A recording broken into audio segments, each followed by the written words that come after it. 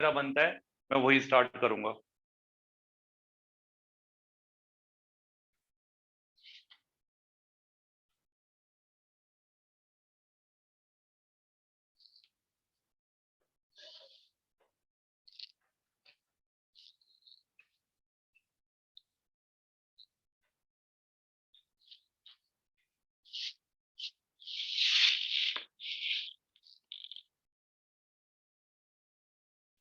हमारे को पता है लास्ट में इतने एंड टाइम पे आकर के कोई पढ़ाइयां नहीं होती हैं। आखिरी के 3 महीने में रिवीजन कराएंगे या कॉन्सेप्ट पढ़ाएंगे उस टाइम पर।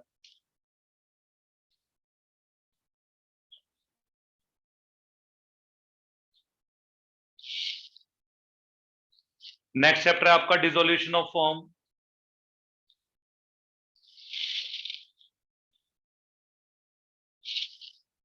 बात को आप ध्यान से सुनेंगे। डिसोल्यूशन ऑफ फॉर्म के अंदर फर्स्ट टॉपिक है हमारा dissolution of partnership versus dissolution of firm. Dissolution of partnership versus dissolution of firm. अब dissolution of partnership versus dissolution of firm में क्या डिफरेंस होता है, बात को सुनेंगे ध्यान से। पहले हेडिंग पढ़ लीजिए, ऊपर है dissolution of partnership, then on the right side वहां पर है डिसोल्यूशन ऑफ फर्म। इन दोनों टर्म में क्या डिफरेंस होता है इसको आप समझे ध्यान से। डिसोल्यूशन ऑफ पार्टनरशिप का मतलब होता है रिकॉन्स्टिट्यूशन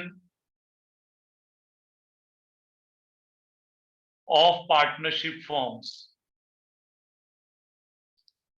जब आप अपनी पार्टनरशिप फर्म का रिकॉन्स्टिट्यूशन करते हैं, जहां पर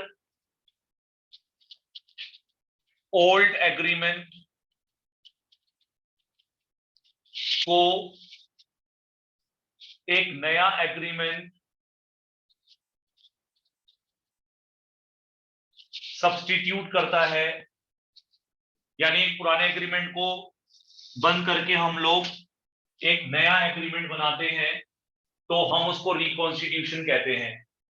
और ये रिकॉन्स्टिट्यूशन हमारे सिलेबस में प्रैक्टिकली 4 जगह पर है। फर्स्ट है change in profit sharing ratio, second is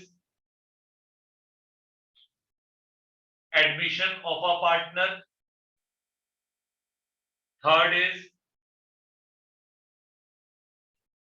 retirement of a partner, and fourth is death of a partner. जब फॉर्म में change in ratio, admission, retirement या डेथ ऑफ अ पार्टनर होता है, तो हम कहते हैं कि फॉर्म का रिकॉन्स्टिट्यूशन हुआ है। फॉर्म का रिकॉन्स्टिट्यूशन हुआ है। जब फॉर्म का रिकॉन्स्टिट्यूशन होता है तो वहां पर फॉर्म का बिजनेस क्लोज नहीं होता है, फॉर्म का बिजनेस रनिंग बिजनेस रहता है, यानी वो बिजनेस चलता रहता है, वो बिजनेस बंद नहीं होता। तो रिकॉन्स्टिट्यूशन में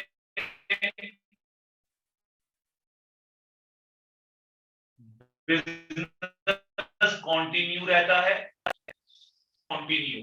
मे और मे नॉट बी पार्टनर है, और अगर बी की डेथ हो जाती है तो एक सिंगल पार्टनर अकेला रह करके फॉर्म को रन नहीं कर पाएगा, तो इन दैट केस हमारी फॉर्म को हमें बंद ही करना पड़ेगा। अदरवाइज अगर इस तरह का ओकेजन ना हो तो बिजनेस का फॉर्म बिजनेस मतलब फॉर्म बिजनेस कॉन्टिन्यूज। अब मैं यहां लिख रहा हूं मे और मे नॉट, क्योंकि ये बुक में लिखा है वर्ड मे और मे नॉट, या तो कंटिन्यू होगा या कंटिन्यू नहीं होगा।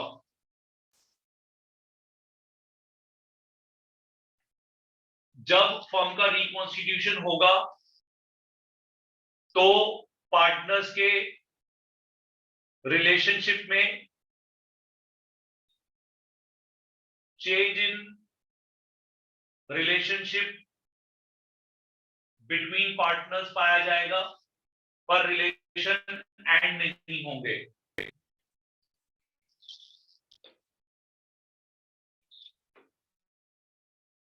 नेक्स्ट में जब रिकॉन्स्टिट्यूशन होगा तो देयर में be a possibility of revaluation of assets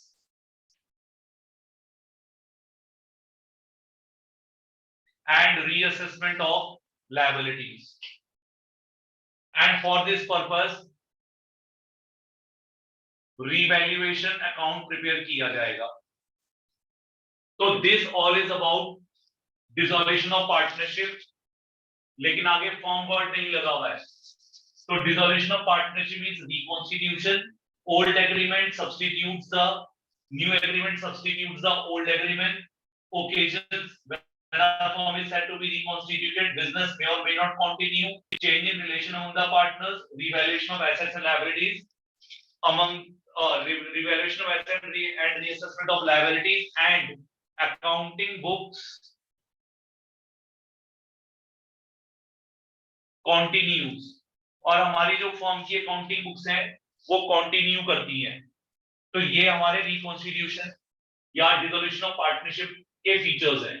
लेकिन जब हम डिसोल्यूशन ऑफ फर्म के चैप्टर को स्टार्ट करते हैं तो डिसोल्यूशन ऑफ फर्म के चैप्टर के अंदर रिकॉन्स्टिट्यूशन नहीं पाया जाता, यानी वहां पर simply closure of firm's business, और इसके साथ ही लिखना है एंड पार्टनर्स रिलेशंस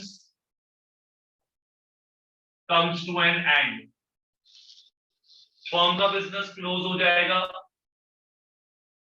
और पार्टनर्स के रिलेशन एंड हो जाएंगे, यानी यहां पर रिलेशनशिप कंटिन्यू नहीं करते, पार्टनर्स के रिलेशन खत्म हो जाते हैं।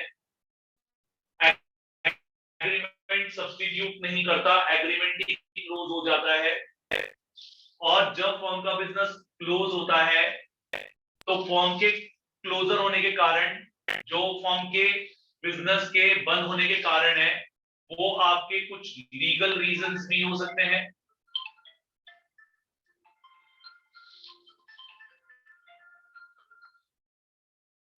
जी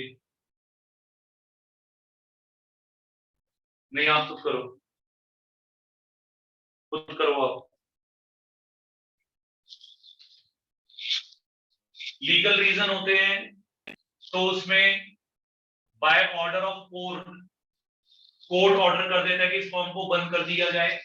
कुछ लीगल रीजन हो सकते हैं, कुछ पार्टनर्स में बाय एग्रीमेंट हो सकता है कि फर्म इतने टाइम बाद बंद कर दी जाएगी, या कुछ अदर रीजंस हो सकते हैं जिसकी वजह से फर्म बंद हो सकती है। और जब फर्म बंद होती है तो फर्म के बंद होने पर एसेट्स आर रियलाइज, फर्म की एसेट्स को रियलाइज मतलब सेल कर दिया जाता है, and liabilities are paid off, और फर्म की जितनी भी लायबिलिटीज हैं उन लायबिलिटीज को पे कर दिया जाता है। तो एसेट्स रियलाइज हो जाएंगी और फर्म की लायबिलिटीज पे कर दी जाएंगी। ये कब होगा? जब फर्म बंद करेंगे, क्योंकि जब फर्म भी बंद हो जाएगी तो फर्म अपनी एसेट को बेच करके जितनी भी फर्म की लायबिलिटीज उनको पे ऑफ करेगी। और जब फर्म अपनी एसेट को रियलाइज करेगी और लायबिलिटीज को पे ऑफ करेगी तो इसके लिए जो अकाउंट प्रिपेयर करा जाएगा उस अकाउंट का नाम होगा रियलाइजेशन अकाउंट। तो यहां पर फर्म रिवैल्यूएशन अकाउंट की जगह रियलाइजेशन अकाउंट बनाती है, और रियलाइजेशन अकाउंट के अंदर फर्म की एसेट को रियलाइज करने की ट्रांजैक्शंस को और फर्म की लायबिलिटीज को पे करने की ट्रांजैक्शंस को रिकॉर्ड किया जाता है। हम ऐसा भी और लायबिलिटी को पे ऑफ करने के लिए हम रियलाइजेशन अकाउंट को बनाते हैं। तो this is about the introduction to dissolution of firm and how it is different from dissolution of partnership. तो डिसोल्यूशन ऑफ पार्टनरशिप और डिसोल्यूशन ऑफ फर्म दोनों टर्म्स अलग अलग हैं। अब हम जो पढ़ रहे हैं वो हम डिसोल्यूशन ऑफ फर्म पढ़ रहे हैं और डिसोल्यूशन ऑफ पार्टनरशिप ऑलरेडी हम अब खत्म कर चुके हैं। ये लाइन समझ आ गई सबको ऑनलाइन में? Yes. अब आगे सुनेंगे ध्यान से।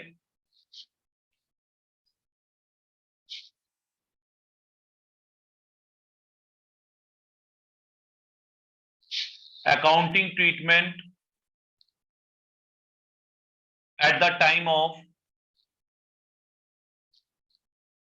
dissolution of firm।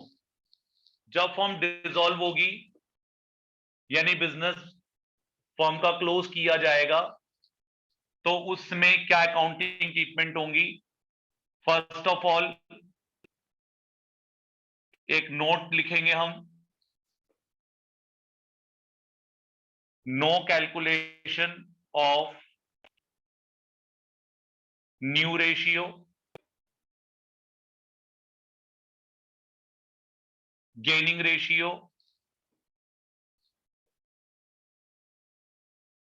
और सैक्रिफाइसिंग रेशियो।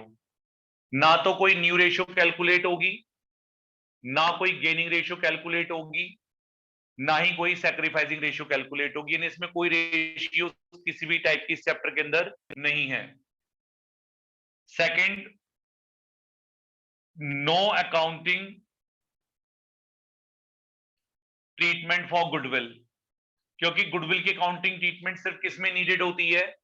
रिकॉन्स्टिट्यूशन में नीडेड होती है, लेकिन फर्म के बंद होने पर किसी भी तरह की accounting treatment for goodwill needed नहीं होती है।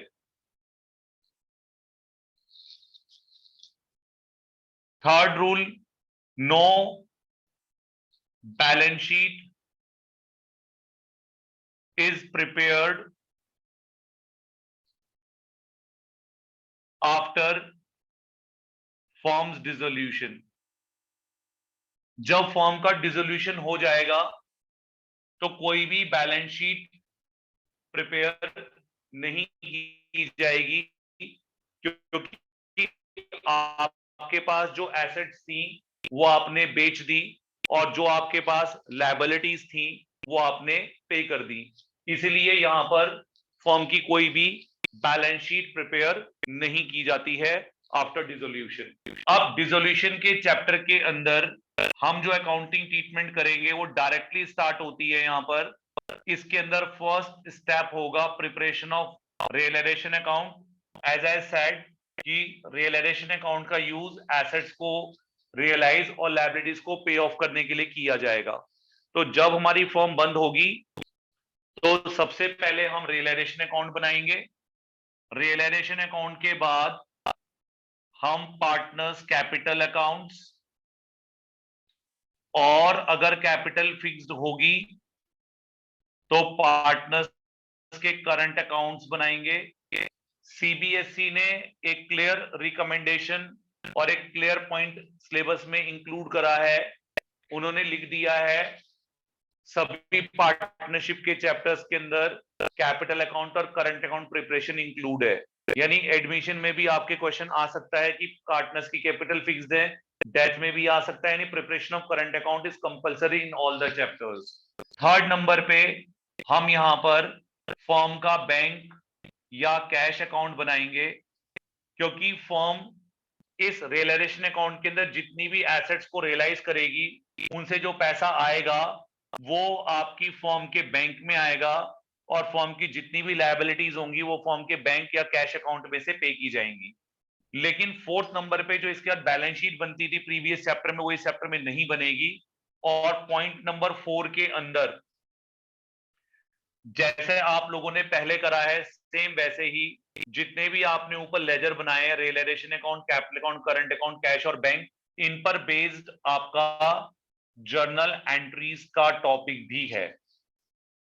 ये जो चैप्टर डिसोल्यूशन का आपके सिलेबस में रखा गया है इसकी वेटेज 6 मार्क्स की रखी गई है और इसमें मोस्ट ऑफ द टाइम 70% आप ऐसा कह सकते हैं कि इस चैप्टर में डिसोल्यूशन की जर्नल एंट्रीज आती है। 6 पार्ट होते हैं, 6 नंबर की, एक एक नंबर करके 6 एंट्री होती हैं उसके अंदर, और हर एक एंट्री का 1 मार्क होता है।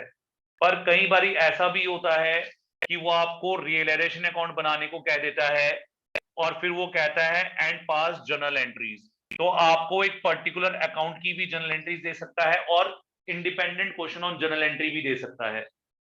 ज्यादातर टीचर होम एग्जाम के अंदर इसमें जर्नल एंट्रीज प्रेफर करते हैं, क्योंकि admission, retirement, fundamental, change in ratio, इन सभी जगह पर लेजर्स हैं। तो टीचर बोलता कहीं ना कहीं पेपर को अगर टाइम बाउंड या 3 घंटे का पेपर बनाना है, तो अगर हम यहां पर भी रियलाइजेशन अकाउंट या कैपिटल अकाउंट दे देंगे तो हर क्वेश्चन के अंदर ये सारी चीजें आ जाएगी, तो बच्चे का पेपर ही खत्म नहीं होगा। तो उस टाइम कांस्टेंट को देखते हुए, टाइम फैक्टर को देखते हुए टीचर्स ज्यादातर इस चैप्टर में से जर्नल एंट्री का क्वेश्चन डालते हैं। पर जब ये एक ट्रेंड सेट हो गया 4-5 साल लगातार कि इस चैप्टर में से जर्नल एंट्रीज आती हैं, तो टीचर्स ने लेजर पे कम फोकस करना शुरू कर दिया और बच्चों को बोलते बेटा जर्नल मेन तैयार करके जाओ। और एक साल ऐसा आया जिसमें जर्नल एंट्री का क्वेश्चन ही नहीं आया और क्वेश्चन किसका आ गया, लेजर्स बनाने का। तो टीचर को रियलाइज हुआ कि हम आज के कभी भी ये नहीं बोलेंगे कि डिसोल्यूशन में से जर्नल एंट्रीज का ही क्वेश्चन आता है। अब वो कहते हैं ज्यादातर जर्नल एंट्रीज का आता है, जैसे मैं कह रहा हूं, पर साथ में 30% चांस है कि ये ऊपर का भी आ सकता है। पर हमारी जर्नल एंट्रीज तो तब तक सक्सेस नहीं होंगी जब तक हमें लेजर्स नहीं आ जाएंगे। तो हमें सीखना तो सभी कुछ पड़ेगा, पर एग्जाम में लेजर्स भी आ सकते हैं और जर्नल्स भी आ सकती हैं। अब जो हमने आज अपना टॉपिक स्टार्ट करना है वो रिलेशन अकाउंट के फॉर्मेट से स्टार्ट करना है। आगे के अकाउंट काफी ज्यादा आसान है। एडमिशन, रिटायरमेंट, डेथ में जिस तरह की हमने एक्यूमुलेटेड प्रॉफिट लॉसेस की एंट्री करी है, सेम वही एंट्रीज आएंगी। तो इसलिए कैपिटल और current account preparation is not a difficult task, लेकिन जो मेन अकाउंट है आपका रिलेशन अकाउंट, ये सबसे इंपॉर्टेंट अकाउंट है, इसको शुरू करना सबसे ज्यादा जरूरी है।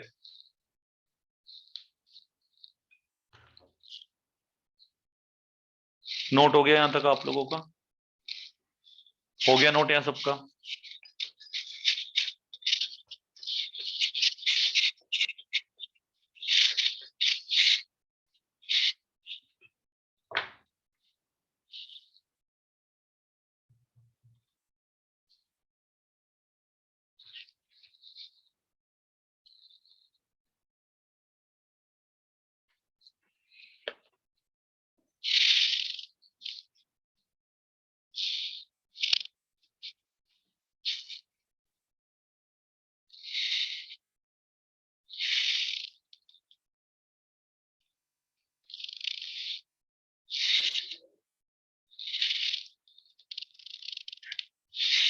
अभी 2 मिनट बाद फॉर्मेट बनाना आप लोग।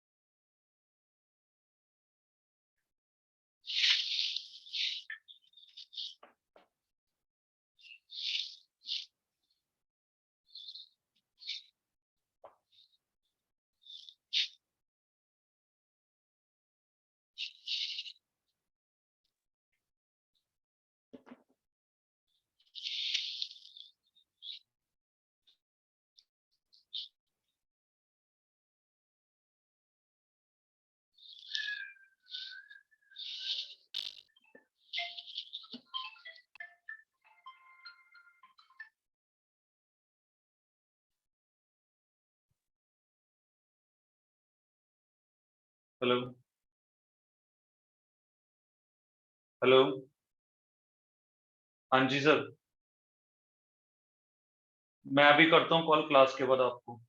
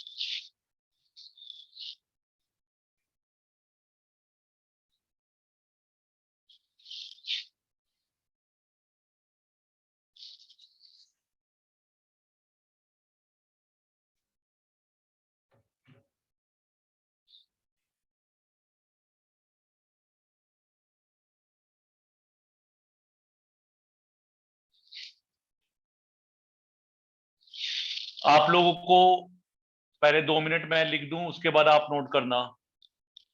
जो ऑनलाइन वाले बच्चे उनको ये दोनों को दोनों फॉर्मेट साथ साथ कवर कर दे हैं, तो थोड़ा मैं बहुत बड़ा नहीं लिख पाऊंगा। मतलब यहाँ तो आपको दिखेगा, वहां भी थोड़ा बड़ा लिखूंगा उस वाले अकाउंट में भी, तो आप थोड़ा मैनेज करेंगे।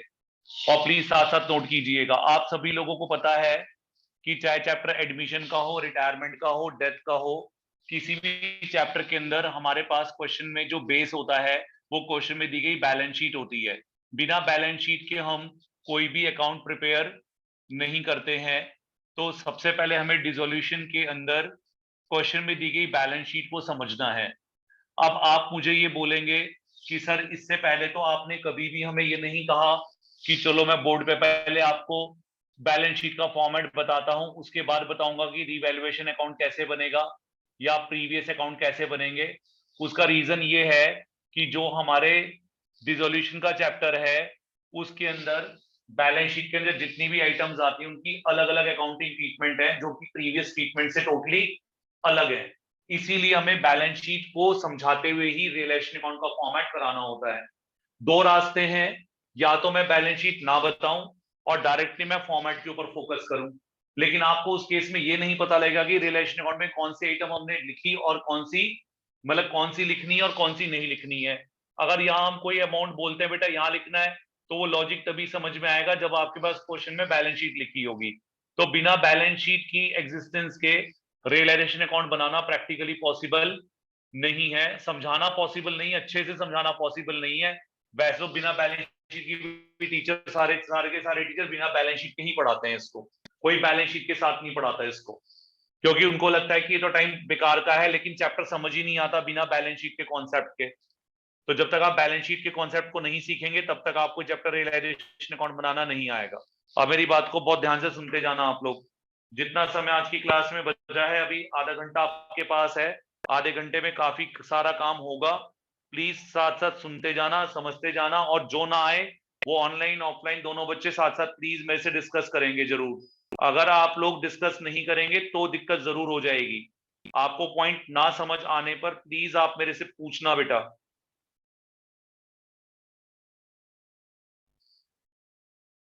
सुनेंगे ध्यान से। आप लोग जब अपना चैप्टर सॉल्व करते हैं कोई भी एट पार्टनरशिप का, तो आपको बैलेंस शीट की लायबिलिटी साइड में पार्टनर्स की कैपिटल्स गिवन होती हैं। सुनते जाइएगा, जो जो मैं आपको बताऊंगा शुरू की 2 लाइनें ही ऐसी हैं जिसमें आपको लगेगा ये तो हमें पता है। पार्टनर्स की कैपिटल्स गिवन होती हैं, ए की कैपिटल गिवन है, बी की कैपिटल गिवन है, सी की कैपिटल गिवन है, तीनों की कैपिटल का टोटल बाहर लिखा है। जब कैपिटल लायबिलिटी साइड पे होती है तो इसको हम कैपिटल का क्रेडिट बैलेंस कहते हैं। लेकिन जब किसी पार्टनर की कैपिटल एसेट साइड में दी होती है तो वो हमारी कैपिटल का डेबिट बैलेंस होता है। तो जब पार्टनर की कैपिटल का बैलेंस क्या होगा, क्रेडिट, तो चलता है तो वो डेबिट साइड में आता है। इसके बाद आप सभी को पता है कि जब पार्टनर्स की कैपिटल फिक्स्ड बेसिस पर होती हैं तो पार्टनर्स के बैलेंस शीट के अंदर करंट अकाउंट के बैलेंसेस अपीयर होते हैं। जैसे ए, बी और सी 3 पार्टनर हैं मेरे एग्जांपल में, तो तीनों पार्टनर का करंट अकाउंट का बैलेंस दी होने का मतलब होगा कि कैपिटल फिक्स्ड है। और अगर एक सिंगल पार्टनर का करंट अकाउंट दिया होगा तो उसका कभी भी मतलब नहीं होता कि कैपिटल फिक्स्ड है। रिकॉल कीजिए, जैसे एडमिशन पे जब नया पार्टनर गुडविल कैश में नहीं लाता तब हम उसका क्या खोलते थे, करंट अकाउंट। तो उसका मतलब ये थोड़ी ना होता था कि कैपिटल क्या है, फिक्स्ड है। तो एक सिंगल करंट अकाउंट कभी भी फिक्स कैपिटल को नहीं बताएगा। आपको दिख रहा है यहां से? तो तीनों के करंट अकाउंट होने चाहिए, तभी वो कैपिटल क्या मानी जाती है, फिक्स्ड मानी जाती है। और अगर किसी पार्टनर का करंट अकाउंट का बैलेंस क्या होगा, डेबिट, तो फिर वो आपको कहां दिया गया होगा, एसेट साइड में। अब मैं आपसे कुछ क्वेश्चंस पूछ रहा हूं, जो जो मैं प्लीज आपको बताऊं, आधा घंटा बहुत ध्यान से सुनना है सब बच्चों ने। आप मुझे एक बात ये बताएं कि जब हम कैपिटल या करंट अकाउंट बनाते हैं तो क्या कैपिटल और करंट अकाउंट, अगर हमारे क्वेश्चन में कैपिटल बैलेंसेस दिए हैं तो कैपिटल बैलेंसेस तो कैपिटल अकाउंट के अंदर ही ओपनिंग बैलेंस की तरह जाएंगे, और कैपिटल फिक्स्ड होगी तो करंट अकाउंट बनाएंगे तो करंट अकाउंट के बैलेंसेस करंट अकाउंट में जाएंगे। यानी इन दो चीजों का तो एटलीस्ट किससे लेना देना नहीं है, रियलाइजेशन अकाउंट से इन दो चीजों का तो लेना देना बिल्कुल भी नहीं है, क्योंकि मैंने आपको बताया कि रियलाइजेशन अकाउंट का एक ही काम है, realisation of assets and payment of liabilities. यहां से एसेट, जब हम एसेट को बेचेंगे और फर्म की लायबिलिटीज को पे करेंगे तब हम रियलाइजेशन अकाउंट को यूज करेंगे। तो यहां ना एसेट है ना लायबिलिटी है फिलहाल। अब मेरी बात को ध्यान से सुनना, एसेट और लायबिलिटी के पॉइंट में जाने से पहले एक सबसे इंपॉर्टेंट डिस्कशन है, ये जो मैं पढ़ाने जा रहा हूं अगले 15 मिनट के अंदर, ये सबसे इंपॉर्टेंट एरिया है जो आपको समझ आ जाएगा तो आपका डिसोल्यूशन का क्वेश्चन कभी भी गलत नहीं होगा। It is one of the point, ये एक ऐसा पॉइंट है जो हर बारी आपके हर क्वेश्चन के अंदर कंफ्यूजन क्रिएट करेगा, इसीलिए इसको बहुत अच्छे से समझना है आप लोगों को। लायबिलिटीज और एसेट पर आएंगे, पर जो चीजें नीडेड है पहले उनके बारे में बात करेंगे। हम आज बात करेंगे एक्यूमुलेटेड प्रॉफिट्स की, जिनको आप रिजर्व्स के नाम से लायबिलिटी साइड में शो करते हैं। अब आप यहां बोलेंगे सर ये तो आपने में बहुत बारी बताया हुआ है एक्यूमुलेटेड प्रॉफिट्स क्या होते हैं। तो एक्यूमुलेटेड प्रॉफिट्स होते हैं, पर उनकी ट्रीटमेंट यहां डिसोल्यूशन में आकर के थोड़ी सी लिटिल बिट चेंज पाई जाती है, थोड़ा सा उसमें चेंज हो जाता है, इसलिए इनको सुनना जरूरी है। सारे बच्चे एक बारी बोर्ड पे ध्यान देंगे। हमारे पास इस चैप्टर में दो तरह के रिजर्व्स होंगे।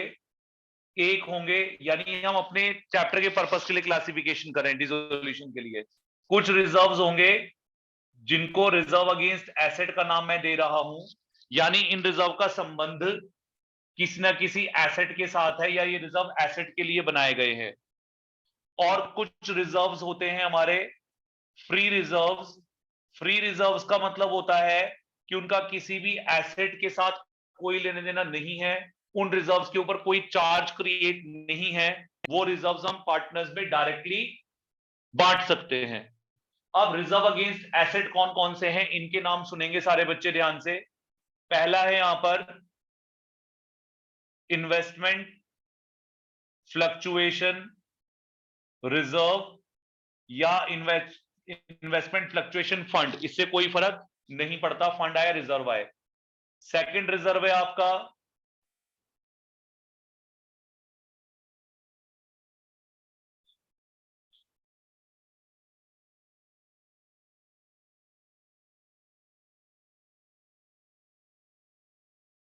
डेप्रीशिएशन रिजर्व, जिसको आप 11th क्लास में प्रोविजन फॉर डेप्रीशिएशन भी कहते हैं। और एक रिजर्व के साथ ही समझा देंगे provision for bad debts. Free reserves की कैटेगरी में आते हैं general reserve, profit and loss account का क्रेडिट बैलेंस,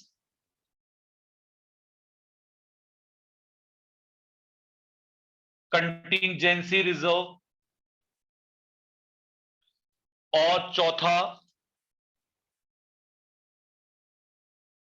इसको मैं ऊपर ही लिख रहा हूं प्रोविजन फॉर बैड डेट के साथ, वर्कमैन कंपनसेशन रिजर्व। अब ये क्लासिफिकेशन क्यों की गई है इसको सुनना फिर नोट करना, वरना समझ नहीं आएगा। सबसे चैप्टर का इंपॉर्टेंट पार्ट ये है हमारे लिए, it is one of the most important part, more important than any treatment of asset और लायबिलिटी। प्लीज सुनना ध्यान से। अब मैं पहले रिजर्व अगेंस्ट एसेट का रूल बताता हूं कि ये रिजर्व अगेंस्ट एसेट को हमने अलग क्यों कर दिया। यहां पर जो रिजर्व अगेंस्ट एसेट है, जैसे इन्वेस्टमेंट फ्लक्चुएशन रिजर्व, इसका ऑब्जेक्टिव ये होता था या ये होता है कि जब हम इन्वेस्टमेंट को मार्केट में बेचेंगे, क्योंकि फर्म बंद हो रही है तो मैंने कहा एसेट बिकेंगी, तो जब फर्म अपनी इन्वेस्टमेंट को बेचेगी तो उस इन्वेस्टमेंट से फर्म को लॉस होगा, तो उस लॉस को हम किससे कवर करेंगे, इन्वेस्टमेंट फ्लक्चुएशन रिजर्व से कवर करेंगे। दोबारा बोलूं, सेम ऐसे ही अगर हम डेप्रीशिएशन रिजर्व या प्रोविजन फॉर डेप्रीशिएशन की बात करें तो इसका रिलेशन होता है किसके साथ? मशीनरी के साथ, जैसे प्रोविजन फॉर डेप्रीशिएशन और मशीनरी। अब जब फर्म बंद होगी तो फर्म अपनी मशीन को बेचेगी, तो मशीन को बेचने से यदि फर्म को क्या हो रहा होगा? लॉस। तो वो लॉस कहां से कवर हो जाएगा हमारा? डेप्रीशिएशन रिजर्व या प्रोविजन फॉर डेप्रीशिएशन में सेट असाइड किए गए प्रॉफिट में से हो जाएगा। अब आप बोलोगे सर ये तो हमने कभी सुना ही नहीं कि प्रोविजन फॉर डेप्रीशिएशन में प्रॉफिट सेट असाइड होते हैं। इसलिए नहीं सुना आपने क्योंकि हमारे 11th क्लास में डेप्रीशिएशन के लिए रिजर्व बनाना था, पर यह टॉपिक नहीं था कि अगर फर्म को, प्लीज थोड़ा डिफिकल्ट है, सुनने की कोशिश करेंगे, हर एक फर्म को अपनी फिक्स्ड एसेट को रिप्लेस करना होता है, तो फर्म को जितना अमाउंट वो हर साल एसेट के ऊपर डेप्रीशिएशन चार्ज करती हैं, फर्म उतना ही डेप्रीशिएशन के बराबर की वैल्यू को मार्केट में आउटसाइड इन्वेस्टमेंट में, आउटसाइड सिक्योरिटीज में इन्वेस्ट कर देते हैं।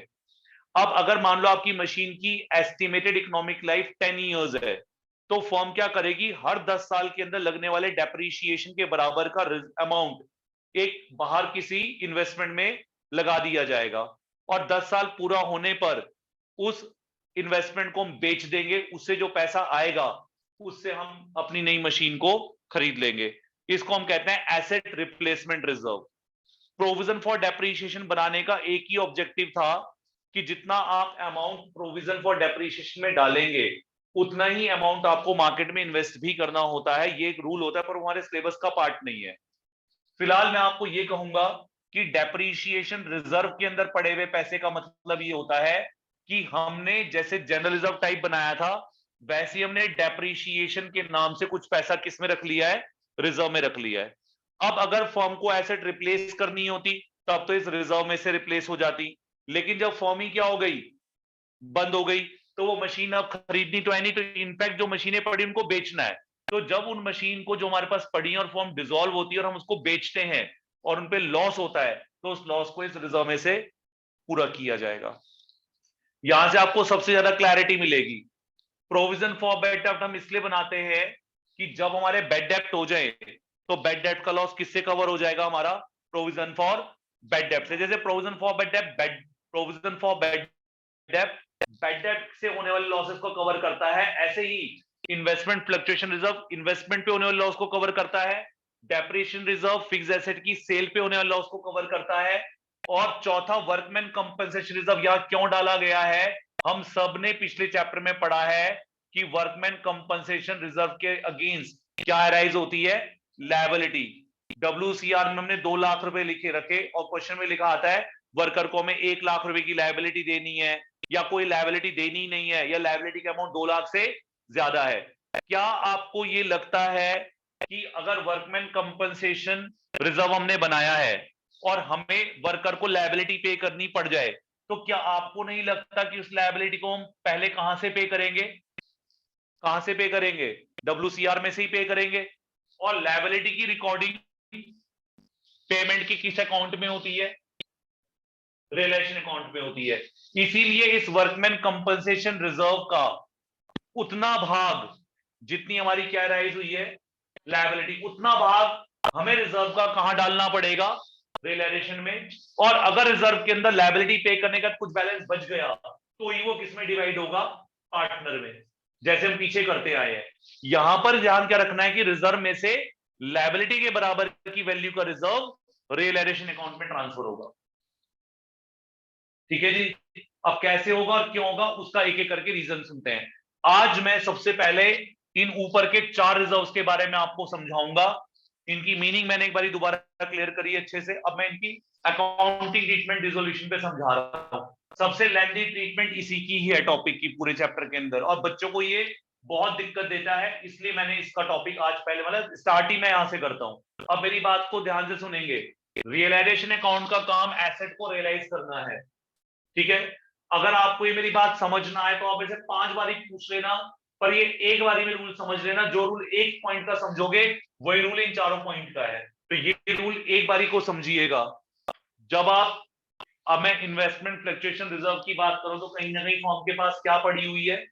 इन्वेस्टमेंट पड़ी हुई है। तो जब फर्म बंद होगी तो फॉर्म अपनी इन्वेस्टमेंट्स को क्या करेगी, बेचेगी। मैं सपोज करता हूं कि हमारे पास फॉर्म के पास 2 लाख रुपए की इन्वेस्टमेंट है इस बैलेंस शीट के अंदर, अभी मैं यहां लिखूंगा बाद में, या 2 लाख की इन्वेस्टमेंट है, उसको मैं डालूंगा रियल एस्टेट में, ये भी मैं आगे करने वाला हूं। और ये इन्वेस्टमेंट जब मैं बेचूंगा तो उसका पैसा मेरे बैंक में आएगा। मान लो इन्वेस्टमेंट बेची मैंने और मेरे बैंक में इन्वेस्टमेंट को बेच करके 1,80,000 रुपए ही आए, तो मुझे इन्वेस्टमेंट को डिसोल्यूशन के टाइम पर बेचना पड़ा क्योंकि मेरी फॉर्म बंद हो रही है। तो मुझे कितने रुपए का लॉस हो रहा है इन्वेस्टमेंट बेचने पर, 20,000 का लॉस हो रहा है। तो इस लॉस को मैं कहां से कवर करूंगा, मेरी बात को समझना ध्यान से। मैं क्या करने वाला हूं, मैं यहां पर इस रिलेशन अकाउंट की क्रेडिट साइड में इन्वेस्टमेंट फ्लक्चुएशन रिजर्व की वैल्यू को क्वेश्चन की बैलेंस शीट से उठा करके यहां लिख दूंगा मैं पहले। मान लो इस रिजर्व के अंदर बाई चांस मेरे 20,000 रुपए ही पड़े हुए, रिजर्व के अंदर 20,000 पड़े हुए बैलेंस शीट में, यहां पर इन्वेस्टमेंट फ्लक्चुएशन रिजर्व में 20,000 पड़े, और आपकी इन्वेस्टमेंट को 2 लाख को 180 पर बेचने का कितने का लॉस हो गया, 20 का, और आपका रिजर्व भी कितने का है, 20 का। तो ये 20,000 का लॉस कौन एब्जॉर्ब कर लेगा, रिजर्व में चला जाएगा वो लॉस। क्यों, क्योंकि भाई इस साइड का भी अमाउंट अब कितना हो गया इन्वेस्टमेंट को लेकर 2 लाख, और इस साइड भी टोटल कितना आ गया इन्वेस्टमेंट को लेकर 2 लाख। तो ना तो इस अकाउंट से, इस ट्रांजेक्शन से प्रॉफिट हुआ, ना ही इस ट्रांजेक्शन से लॉस हुआ। ये लाइन समझ आ रही है। लेकिन अगर आप थोड़ी देर के लिए ये मानो कि यहां पर ये रिजर्व होता ही ना, और अब 2 लाख की इन्वेस्टमेंट कितने में बिकती, 180 में, तो कितने का लॉस होता, तो 20,000 का लॉस पार्टनर को बियर करना पड़ता। तो डिसोल्यूशन के चैप्टर में क्या होता है, every asset when realise may give profit or may give loss, and every liability when paid at a lesser value will give profit, and when paid at a higher value will give loss। तो सारी payment जो हम लेंगे और सारी payment जो करेंगे उनका फाइनल आंसर इस रिलेशन कौन से प्रॉफिट निकल आएगा या लॉस। तो जैसे ये एक ट्रांजेक्शन लॉस को कंट्रीब्यूट कर रही है, वैसे कोई ट्रांजेक्शन कोई कंट्रीब्यूट कर रही है को बेचेंगे। तो फिलहाल इस अकाउंट का काम था एसेट को बेचना, किसने, अगर वो लॉस या रिजर्व ना होता जाए, इसलिए मुझे आईएफआर को क्या करना है, अपने रियलाइजेशन अकाउंट की क्रेडिट साइड में लिखना है। ये बात समझ आ रही है, ये बात समझ आ रही है, क्लियर है ये। अब एक लाइन का आंसर आप लोग दीजिएगा, अगर ये आईएफआर की वैल्यू और मेरी एसेट 2 लाख की है और वो 180 की बिकती, तो कितना लॉस होता, तभी लॉस 20 का होता। पर रिजर्व कितना है, रिजर्व 30 है, तो 20,000 का लॉस किस में से कवर हो जाता, रिजर्व में से। अभी रिजर्व के अंदर कितना बैलेंस बचता, तो वो 10,000 जाकर के आपके आंसर के प्रॉफिट में जुड़ जाता। आप करके देखो, 180 की इन्वेस्टमेंट बिकी, 30,000 का रिजर्व था, इस साइड का टोटल कितना हो गया, 2,10,000। या इन्वेस्टमेंट कितने की है, 2 लाख की, तो आंसर 10,000 का कहां से ला गया, प्रॉफिट में। यानी रिजर्व बच गया तो प्रॉफिट में जाकर जुड़ जाएगा। अगर इसमें से कुछ नहीं बचा तो उतने एक्सटेंड तक हमारे लॉस को तो ये कम कर ही रहा है। तो रियलाइजेशन अकाउंट के अंदर जिन एसेट के संबंध में ये रिजर्व बनाए गए हैं, जब वो एसेट बिकेगी, जैसे आईएफआर के अगेंस्ट इन्वेस्टमेंट बिकेगी तो उसका लॉस आईएफआर से कवर होगा। अगर फिक्स्ड एसेट बिकेगी उसका लॉस डेप्रेशन रिजर्व से कवर होगा। अगर बेड डेप्ट होंगे तो उसका लॉस प्रोविजन फॉर बेड डेप्ट से कवर हो जाएगा कुछ, और डब्ल्यूसीआर की लायबिलिटी डब्ल्यूसीआर में से पे हो जाएगी। और अगर इसके बावजूद भी लॉस ज्यादा हुए, किससे ज्यादा हुए, जितनी रिजर्व के अंदर वैल्यू पड़ी है और लॉस की वैल्यू उनसे ज्यादा हुई, तो वो loss as a result partner के लॉस में चला जाएगा।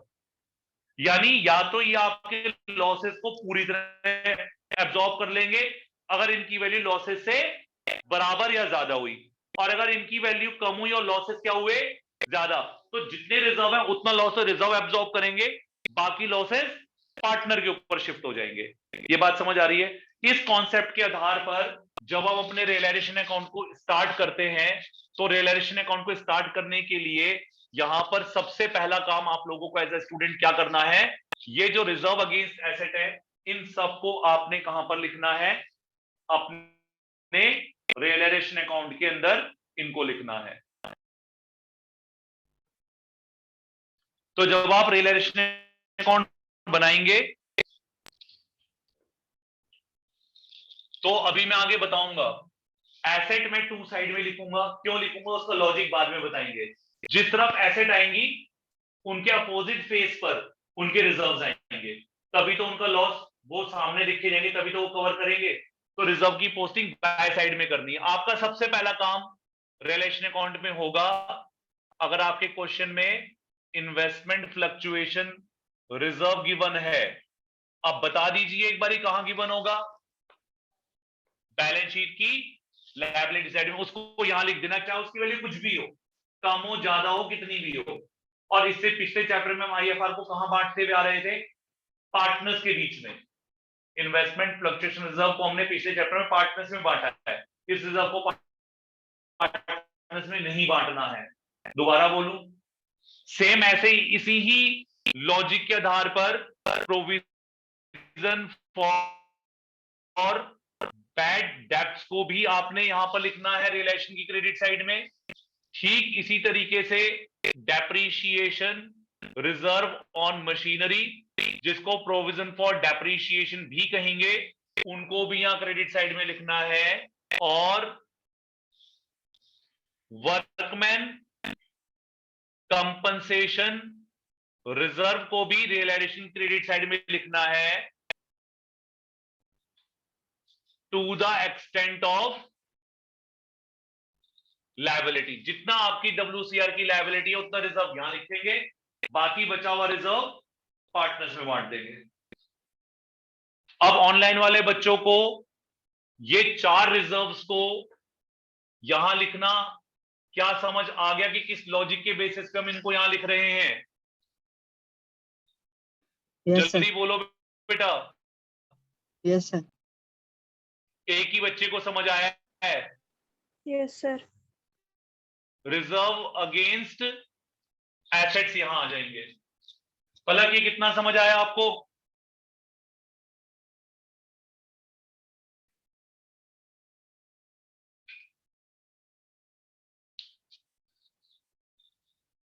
भावना यस सर। कितना समझ आया आपको ये बेटा? सर आ गया सर।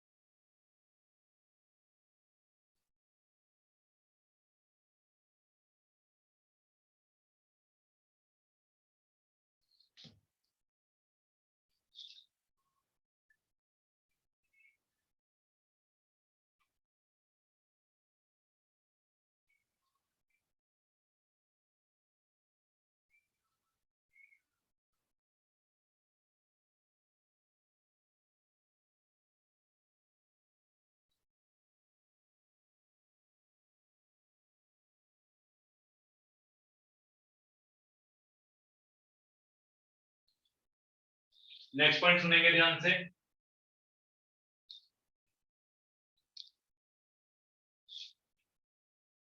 अब बात को बहुत ध्यान से सुने आप। फर्म के पास एसेट साइड में, पहले लाइन सुनेंगे ध्यान से। अब आपके पास जो रिजर्व्स थे, इन चारों को तो आपने कहां लिखना है, रिलेशन की क्रेडिट साइड में। अब बचे कौन से रिजर्व, तीन। कौन कौन से हैं ये, जनरल रिजर्व, पीएनएल और कंटिजेंसी रिजर्व। इनको क्या करना है, इनको डिवाइड करना है कहां पर, divide among partners in their given ratio in capital accounts. ये रिजर्व तो नॉर्मली कैपिटल अकाउंट में आप पार्टनर्स में बांट देंगे जैसे बांटते आए हैं, पर इन चारों को बांटना है, चारों में से रिजर्व को तो बांटना है डब्ल्यूसीआर को, पर वो तभी बांटना है जब लायबिलिटी लेस करने के बाद वो बचेगा। दोबारा बोलूं, फिर चार रिजर्व्स ऊपर जाते हैं, इन चार में से डब्ल्यूसीआर हमेशा नहीं जाता, वो तभी जाएगा जब डब्ल्यूसीआर के अगेंस्ट क्या राइज हो रही होगी, लायबिलिटी, वरना वो भी पार्टनर में बटेगा। और ये तीन तो हमेशा पार्टनर में ही बटेंगे। क्लियर है ये। अब आपकी सुनते जाइए, नेक्स्ट पार्ट क्या है, हमने एसेट साइड में पढ़ा था प्रॉफिट एंड लॉस अकाउंट का डेबिट बैलेंस, और दूसरा एडवर्टीजमेंट सस्पेंस अकाउंट। ये दोनों हमारे किस कैटेगरी में आ रहे थे, एक्यूमुलेटेड लॉसेस। इनको भी हमने कहां बांटना है, इनको भी हमने पार्टनर्स के कैपिटल अकाउंट्स में डिवाइड करना है। जैसे हम इनको बांटेंगे, और मतलब जैसे इनको ट्रीट करते आए ना पीछे, अब इनकी ट्रीटमेंट सेम ही है। अब मैं फिलहाल कहां तक नहीं पहुंचा हूं, एसेट्स को यहां कैसे लाना है और लायबिलिटी को यहां कैसे लाना है, वो टॉपिक अभी हमारा शुरू नहीं हुआ रियलाइजेशन वाला। लेकिन ऐसे तो लायबिलिटी में लाना बहुत आसान है, इन पॉइंट्स को समझना ज्यादा थोड़ा सा टाइम कंज्यूमिंग और डिफिकल्ट होता है, इसलिए मैंने पहले इसको बताया आप लोगों को।